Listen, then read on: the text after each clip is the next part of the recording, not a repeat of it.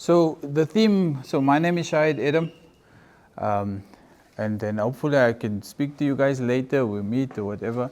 But there's a few things I want to share with you guys today, and the theme here is from revenue to profit, if I'm not mistaken. And I said, but I want to do it differently, because what's the use you talk about revenue if there's no effort between salespeople to bring in the revenue, right? So for my thing is from effort to rewards, because the profit is the reward.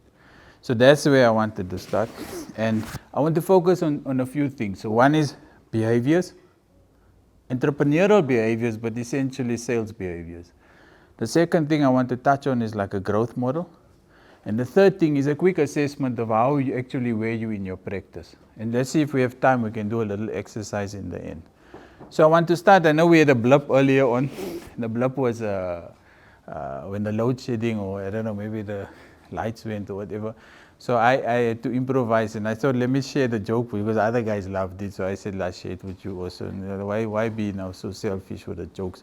So anyways, this is a story. So there was this madam, and it speaks about behaviors and it speaks about perceptions, right? So how we phrase things. So there was this madam in a class, grade 8. So today is standard 6, right? And this madam basically asked the class the simple question, like, what part of your anatomy, if you stimulate it enough, will expand itself tenfold? Tenfold. So the Mary stood up, little Mary, she stood up and said, hey, madam, you can't ask that question. We're only in grade 8. So the madam ignored her and she continued. She said, madam, if you continue asking this question, I'm going to tell my mom and she's going to tell the principal, and then you're going to get fired. And madam ignored and continued, persisted. And then finally, Billy in the back, like sheepishly, madam, I know the answer. Yes, Billy, what's the answer? He says, the pupil of your eye expands 10 times if you stimulate it enough. And madam said, well done, Billy, well done. And then she turned to little Mary and she said, Mary, I've got 3 things to tell you. 1, you have a dirty mind. Yeah. The second thing is you didn't read today's lesson. And the third thing is you're going to be very disappointed when you grow up. So I had to share that joke when that blurb happened. But anyways, let's go to the behaviors. When in any MBA class, you go to MBAs, so that's my name, you go, and that was the theme I wanted, from effort to reward, because to get revenue, it takes a lot of effort, top line. And then to get the profit, you need to do it very efficiently to get some reward out of it. But what I want to share with you guys today is, who's heard about effectuation or effectual behaviors? Excellent. So there's a lady, when I was doing some research work, her name is Saraswati, and she's from American university, and she came up with this theory, but it wasn't tested, and then eventually people started doing empirical research, and I was one of the guys that also did similar in that space about these behaviors. And what I want to share with you is the typical MBA class, or you go to a business school, or you go to a corporate, or whoever, and ask the first thing, they say, no, nice idea, can you give me a business plan? Or give me a proposal? And they're looking for a certain outcome from that proposal. But typically, and I heard earlier on, I didn't hear the whole speech, but the lady was talking about purpose and that kind of stuff. So in a typical business plan, you will have objectives or goals. Well, start with a purpose and then you go to goals. And then from goals, you're asking yourself, okay, so then you would have a certain strategies to achieve those goals or plans. And then you'll have a measure of performance to say, how am I going to decide which strategy I'm going to choose? And then you can decide the resources that you want that you're going to pursue. So typically what happens is, those are what they call causal behaviors. But that can only happen in a certain environment. An environment with certainty. That means the outcome is known. The world we live in is a bit different. In terms of, who knew Lady R will cause the rand to drop like the way it did now, the other day 24 rand or whatever. Now you're busy planning overseas trip and now you see the pound is 24, and it's unpredictable, right? Who knew there'll be a cholera outbreak there in Pretoria, in Amanskraal, and then the people in the municipality didn't want to drink the water earlier today because there's a problem with the water. and all these things, the economy and this and that and whatever. So we live in a world of uncertainty. So what I want to share with you guys is there's a continuum of behaviors, right? If I can do that. Right. So this is the behaviors that we're familiar with. So what's the end result you're looking for? What's the return of investment? Because that is the measure of performance. We generally, what's the return on capital?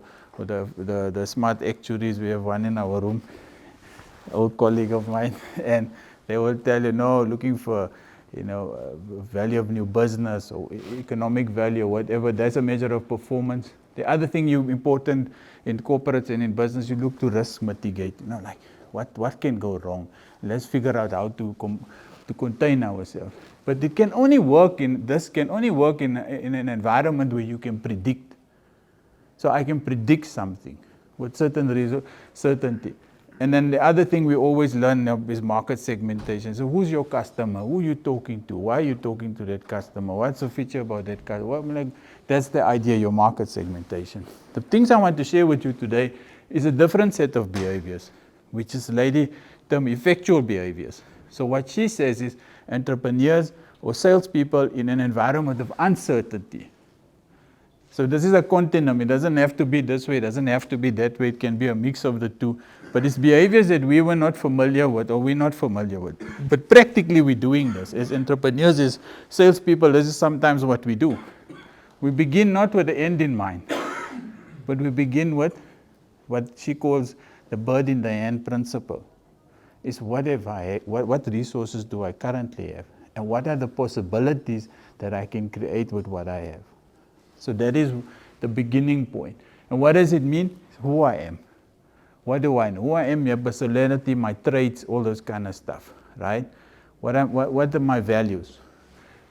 What do I know? My training, my learning, my experiences, all that kind of stuff.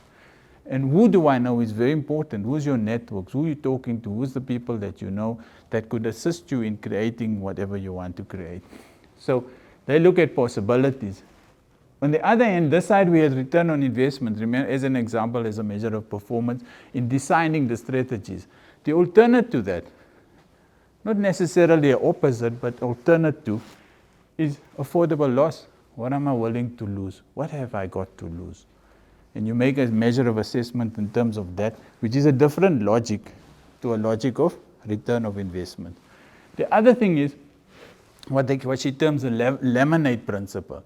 So instead of risk mitigation, she says, well, it's fine. If this goes wrong, what opportunity does it present me with? So contingencies present you with new opportunities.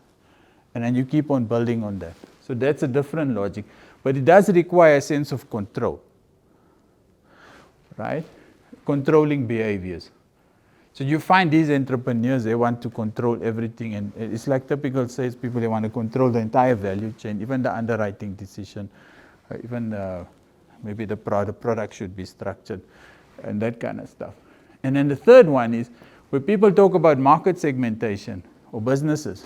The alternate to that is what are the networks that exist? So instead of looking for a customer, what networks exist that I want to operate in? So in our business, we can typically think of different as in engineering. There's a whole lot of engineers. So I met advisors that only play in engineering, and that's their network. That's what they operate in. It's a different logic to asking what's your market segmentation, in that logic. So this is the introduction into what this lady has said. So I did some work using that kind of behaviors. And many of the models that you find in marketing or entrepreneurial marketing, they haven't been empirically proved. When we say that, we mean scientifically, that there wasn't data, there wasn't a causal relationship where you could actually prove that the theory works. But I was lucky enough with the FBI a couple of years ago where they helped me with this exercise where we collected data on behaviors of financial advisors. And it actually proves this point that if you want to call it in a simplistic way, that's like your product or your value proposition, right?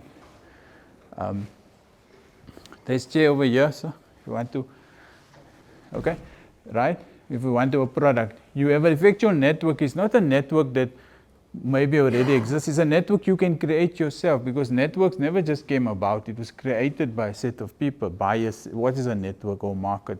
It's a set of buyers, sellers, and institutions that manage the relationship between these things. You can actually create that for ourselves, right? Networks. And then you cannot, this thing only pursues, this only works if there's opportunities to pursue. So what is a business other than an entity that's seeking to exploit an opportunity or create an opportunity? That's what opportunity, that's a co-created market opportunity, right? And you cannot have growth if you don't have opportunities, because where else would the growth come from? So that was a simple model, right? And it's a growth model.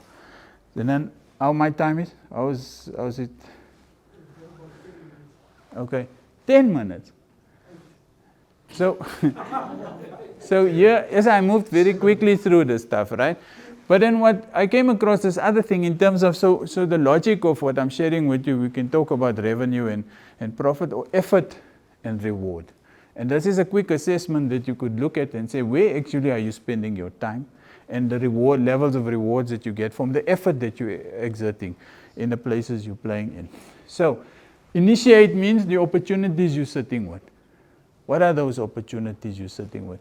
Cultivate means, did you move this opportunity to a customer or a client or group of customers? In our other previous logic, we talk about, is there a network for this thing? Are there a group of customers significant that I can scale this opportunity with? Are there customers? So can I convert?